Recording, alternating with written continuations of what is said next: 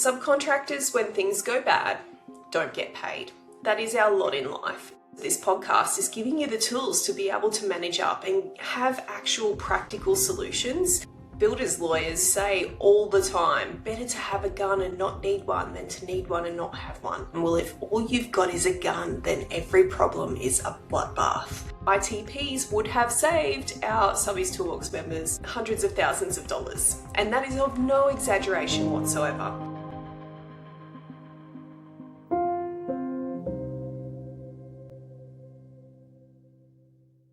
Welcome back to the Subbies Toolbox Podcast. Continuing on from last week's podcast about our business risk checklist. So we do have a download available for you to download the business risk checklist. I wish I'd called it something easier to say, but let's go with that.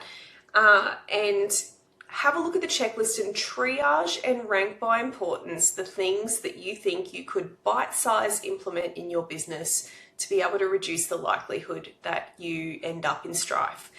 Now, just to double back on why this is such a big deal. Subcontractors, when things go bad, don't get paid. That is our lot in life. It is the one thing that builders know how to do well, is that when things go pear-shaped, they know how to short pay us, back charge us, delay payment, take retention. Basically, they're one-trick ponies in that regard. And there are a lot of builders lawyers who say all the time, better to have a gun and not need one than to need one and not have one. And to that, I'm always saying to them, well, if all you've got is a gun, then every problem is a bloodbath.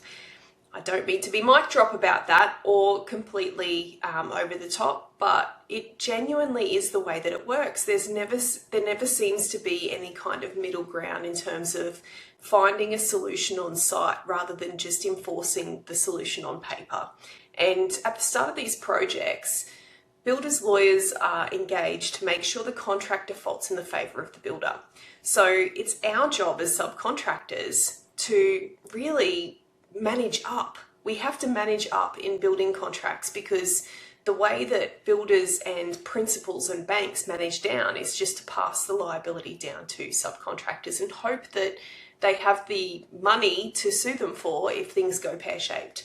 So part of the purpose of this podcast is giving you the tools to be able to manage up and have actual practical solutions to be able to deliver on the crazy promises you have to make under building contracts. Or if you can't deliver on them, ways to mitigate the risk if things go wrong.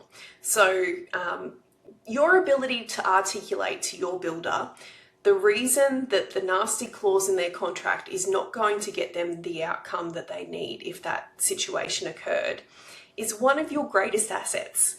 If you can intimately understand what the builder needs to achieve and why the way the contract defaults won't actually give them a bird in the hand, there's a good chance that you will not only be able to talk the builder out of having those nasty contract terms in the first place, but also you're going to earn their respect because they're going to think, this person's actually thought about this and has already either put in place or has a plan for how this would be resolved if this went wrong. So to circle back to what today's episode is about, I want to talk about quality and ITPs. So on our business risk checklist, this is one of the things that you might look at and just go, oh, look, this is just paperwork. This is ITPs, so much work, so much paperwork. You know, it's all a lip service. Does anyone ever really check it? Well, I want to tell you a couple of stories about how ITPs would have saved our Subbies Toolbox members hundreds of thousands of dollars. And that is of no exaggeration whatsoever. So the first way that ITPs, and guys, I want to be really clear about what an ITP is too. I know many of you probably already know, but an ITP is called an inspection test plan. And it is a form that is used to audit your quality on site once a particular task is complete or where something's been delivered and installed. So you would use ITPs to prove to the builder that you've built something in accordance with Australian standard. There could be times when you are doing some kind of structural work where there needs to be a hold point for the builder's engineer to come and do an inspection. And your ITP will effectively be the form that records whether or not that inspection was done, the sign off from the engineer who was on site that day, who came to check to say, yes, that footing was poured correctly, here's the signature. But your ITPs, I genuinely believe, are one of your biggest assets. Now, this goes back to some of my very first projects in construction, where I worked with a female engineer whose husband was also an engineer. Her entire life was the construction industry. She'd worked in construction her entire career. And she was one of the best photo takers and record keepers that I've ever come across in my entire career. In fact, she would be the holy grail of the best person to be able to roll out as a witness in court to prove any number of things. And it's not the case that she just walked around taking photos for the sake of photos. She was very specific and particular about what photos she took where and how she positioned those photos so that it was easy to see, based on the photo itself, precisely what the evidence was capturing. So for example, you might have a whole lot of reinforcing steel, and she would use a little card or a date or a newspaper or something to be able to record when that photo was taken. And then she would always, that same day, come back from site with her camera, sit at the computer and plug it in. And so all of her photos were uploaded in real time, which was the best possible type of evidence we like to get as lawyers, which is what we call contemporaneous evidence. The reason it's so powerful is because you don't know at that time anything is going to go pear-shaped.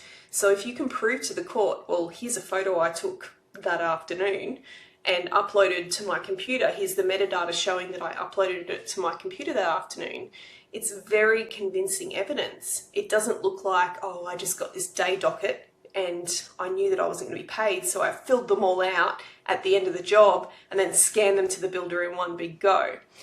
So I digress, but ITPs are your powerful tool in terms of being able to keep evidence of the work you do, the quality of the work you do, that the work that you did was complete and nobody had yet damaged your work, the quantity of materials that you might have delivered to site, any tests that were performed on the work that you did. And ITPs really do get a bad rap. People, a lot of our clients roll their eyes when we talk about ITPs, but they're one of my favorite tools for the ways in which you can capture and prove to the builder, no, I was complete that unit on the day that I gave my progress claim. See, here's my ITP. It's proven that the site manager came through that unit with me and signed off on those walls, or that mechanical vent was installed because here's the photo of it that we took on that day. And those are the tools and the bits of evidence that we need to get you paid if your builder does not pay. So a couple of war stories to convince you into using ITPs, which I would dearly love if you would start doing that. But the first one relates to a fencing subcontractor that we helped a few years ago. They had delivered hundreds of thousands of dollars worth of fence posts to a site. And shortly thereafter, there was a bit of a dispute. And, you know, two sides to every story, there was a bit of a dispute, but the contractor in that instance terminated this subcontractor for convenience. Now, they had just delivered hundreds of thousands of dollars worth of material, but they didn't have evidence of what they delivered to site. And the contractor just denied that it had been delivered. Now, this material was able to be seen from satellite footage, but obviously it wasn't good enough quality that you could prove the number of posts or the value of the material. So it wasn't persuasive enough to be able to conclusively say, those were our posts, we delivered them, we're entitled to be paid for them. Now, in Australia, where we have security of payment laws, there are special rules around getting paid for unfixed goods. And title does need to pass to the person who's paying the bill if you don't have the right to claim for unfixed goods under your construction contract. So there were some legal arguments that went through the mix of that adjudication, but ultimately the adjudicators said that because they could not be convinced of the quantity of materials that had been delivered, the subcontractor was not entitled to be paid. So there's a very good example of where everything could be fine at the start of a project. you go and load out 27 floors worth of plasterboard and everybody's happy, and then next week the builder gets terminated for convenience.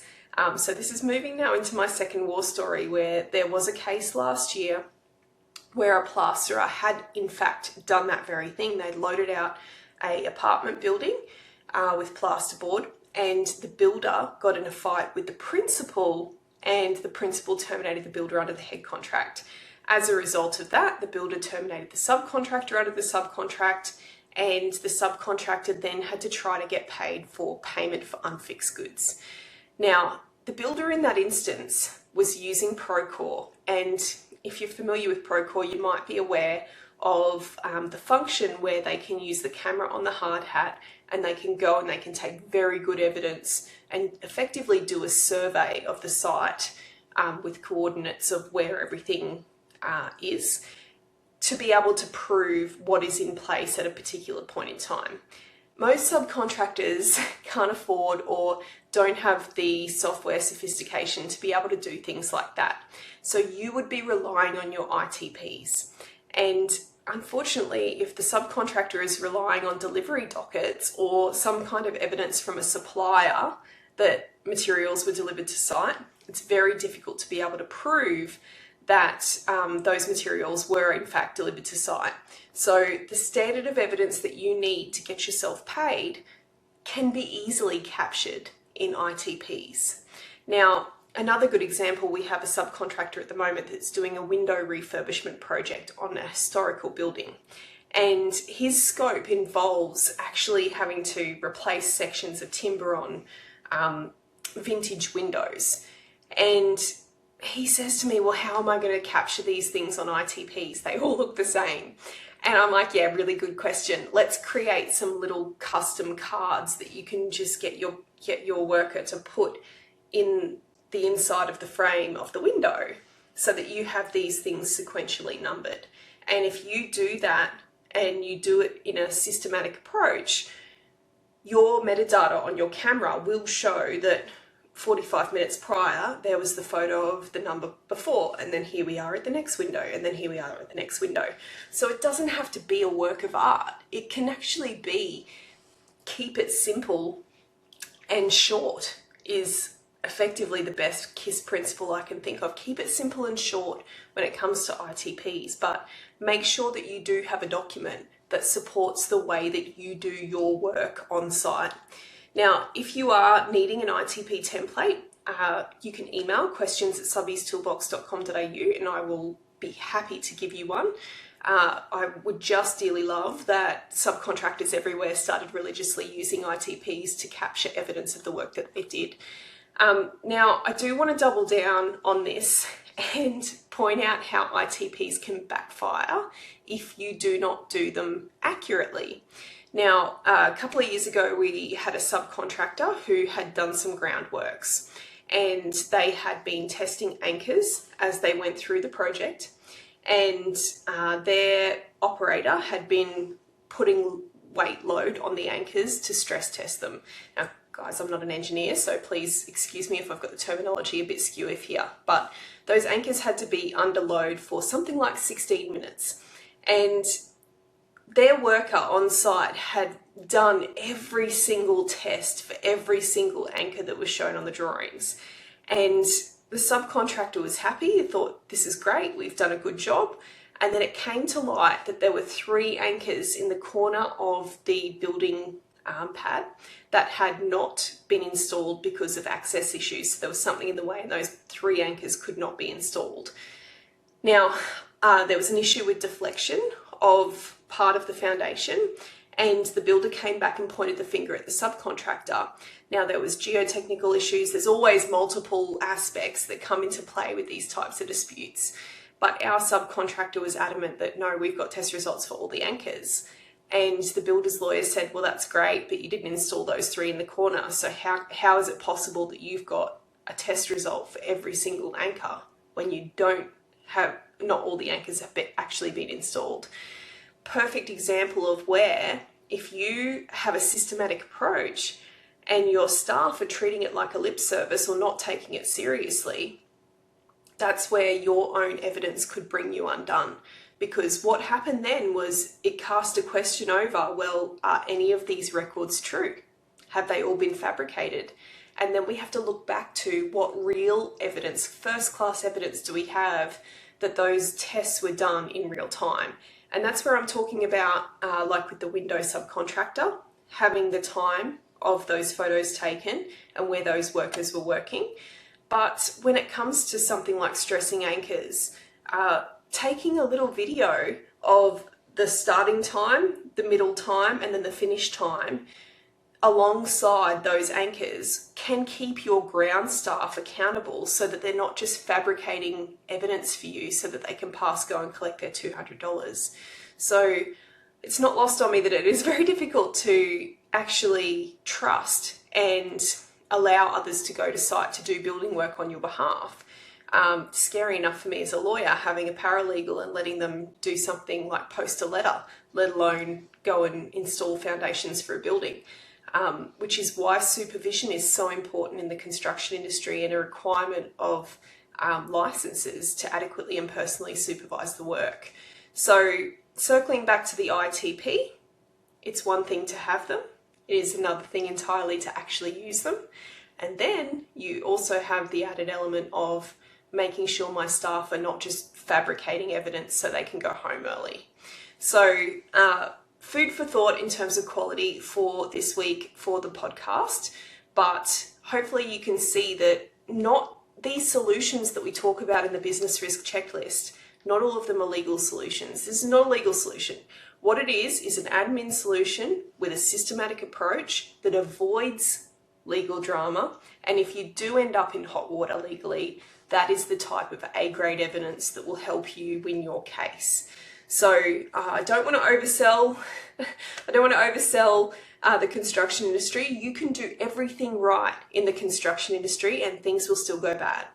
The idea is that if you have a systematic approach and you've had the forethought and the education to go through business life, collecting evidence, doing the right thing, putting those guardrails in place, then when it does go wrong, instead of it being a catastrophic building company ending event or a fatality, you can live with yourself because you've had the forethought to put these measures in place and do your best. Short of being the human being to go and do the work yourself, you have done everything you could possibly have done to keep that situation under control and avoid the problem in the first place.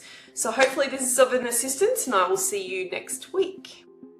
Thanks for sticking with me to the end of my podcast today. If you could benefit from a community of values-aligned subcontractors to manage your builder's contract and get paid on time, head on over to www.subbiestoolbox.com.au and check out our Subbies Toolbox membership. The Subbies Toolbox is not just a library of templates and resources. The real magic happens amongst our community of members, where we provide a safe and moderated space to share commercial street smarts and lessons learned from everyday struggles that are unique to commercial subcontracting businesses. So until next week, stay safe and get paid.